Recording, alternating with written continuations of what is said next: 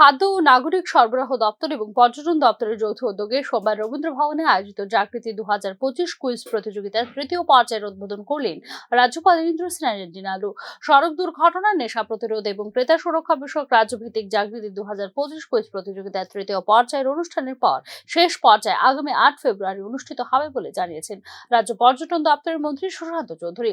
সড়ক দুর্ঘটনা, ড্রাগের ব্যবহার থেকে নিজেদের মুক্ত রাখা এবং ক্রেতা সুরক্ষা বিষয়ক সচেতনতা বৃদ্ধির জন্য আমাদের কি করণীয় এবং জনগণের মধ্যে সচেতনতা বৃদ্ধির জন্য রাজ্য খাদ্য নাগরিক সরবরাহ দপ্তর, রাজ্য পর্যটন দপ্তরের যৌথ উদ্যোগে এবং শিক্ষা দপ্তরের সহায়তায় এই প্রতিযোগিতার আয়োজন করা হয়েছে বলে জানিয়েছেন পর্যটন দপ্তরের মন্ত্রী সুশান্ত চৌধুরী।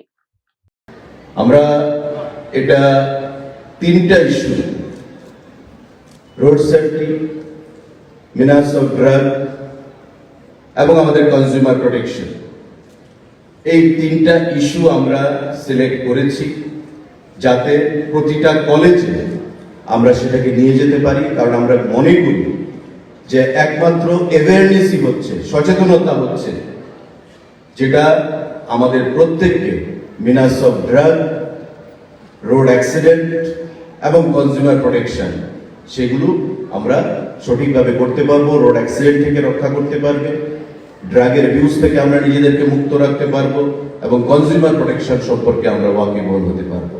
অনলি অ্যাওয়ারনেস, এই জিনিসগুলো কি করে আনতে হবে, আমাদের কি করণীয়, কিভাবে পাবলিকের মধ্যে সেন্সিটিভিটি আনতে হবে, সে বিষয় নিয়ে আমাদের food and civil supplies department, transport department আমরা যৌথভাবে সেটা আয়োজন করেছি এবং হায়ার এডুকেশন ডিপার্টমেন্টকে আমরা বলেছি আমাদেরকে সহযোগিতা করার জন্য বিভিন্ন কলেজ লেভেলে স্টুডেন্টদেরকে একত্রিত করতে।